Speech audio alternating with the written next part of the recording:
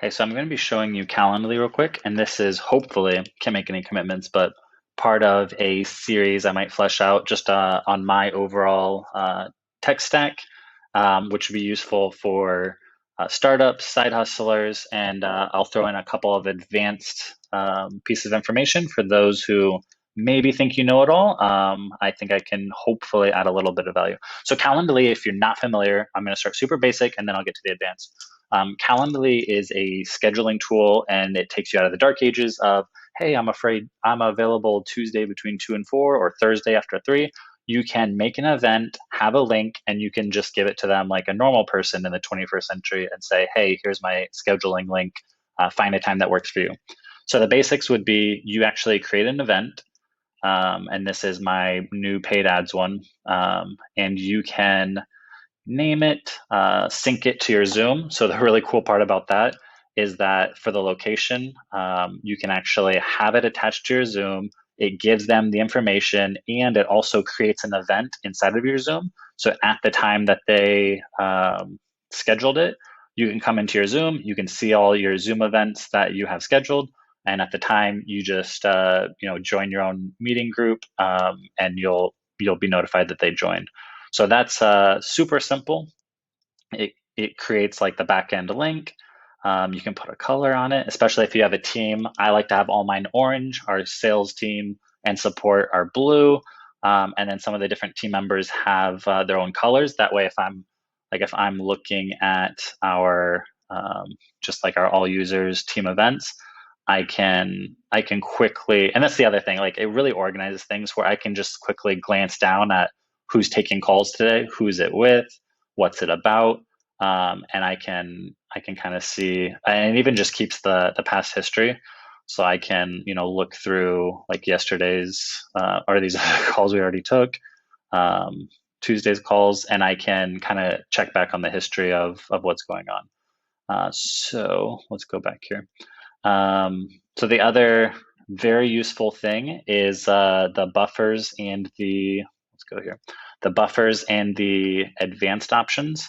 And so, yeah, you can have them fill out questions. You can also do the workflows where it kind of makes sure they actually show up to the call by having an email and a text confirmation once they book it, a day before reminder, and maybe an hour before reminder. And I really like this part. So you have the advanced settings. You can put in your schedule for each event, or you can have like a master schedule that it just applies to all your events. And it also syncs with your personal calendar. So if I have like a doctor's appointment or I just don't feel like taking calls next Friday, I can actually go in there, block out the day, and all of the events that are tied in Calendly will see that I've blocked out that Friday, and I'll take Friday off of all the availability times for all my events. So it's two-way and it really works really nice. So for mine, I don't take calls over the weekend. I try not to take them on Monday. Um, Tuesday, pretty standard. I have splits on Wednesday and Friday because I like to go running in the afternoon. So you really just conform it to your own kind of personal life or work life. I absolutely don't like to have, I can't have a call that goes from 12:30 to 1 and then another one that starts at 1. There has to be at least a 10 or 15-minute buffer in case one goes over a little bit. Um, and I also don't like, I like to be able to plan.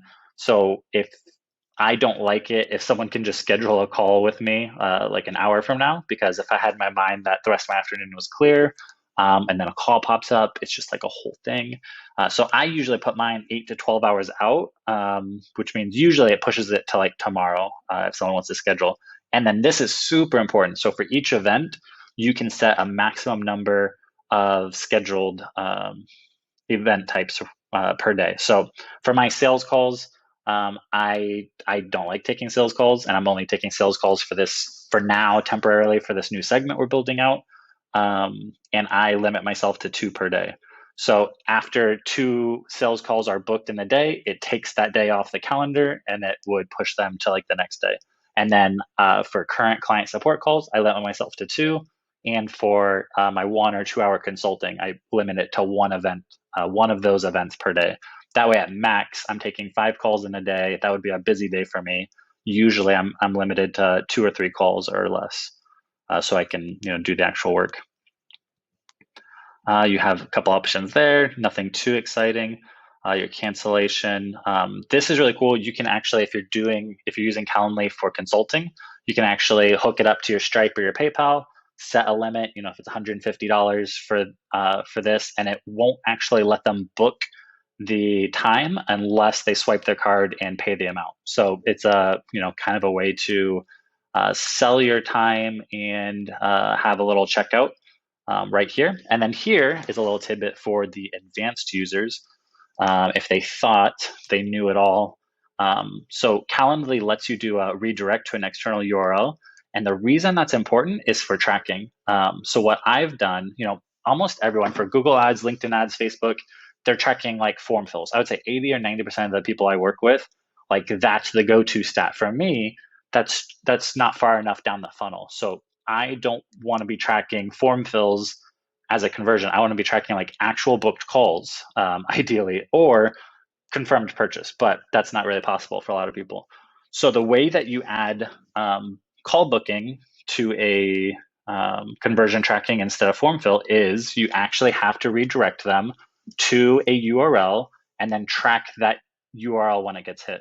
So for us, almost identical to our thank you page, I just had my web guy, David Riggs, make a copy of that thank you page for form fills and make me one that had the slug booked call on it.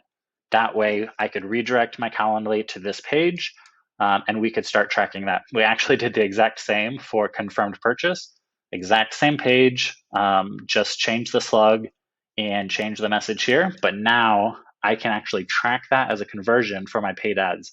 And that's really important because you might run into a case where you have a campaign that gets you 20 form fills on your website, but 2 booked calls and 1 closed deal. Whereas another one might have half the number of form fills, but you have 7 booked calls from it and 4 closed deals. And if you were only tracking form fills as a conversion, you'd be throwing all your money into campaign A. You'd be chasing the wrong metrics.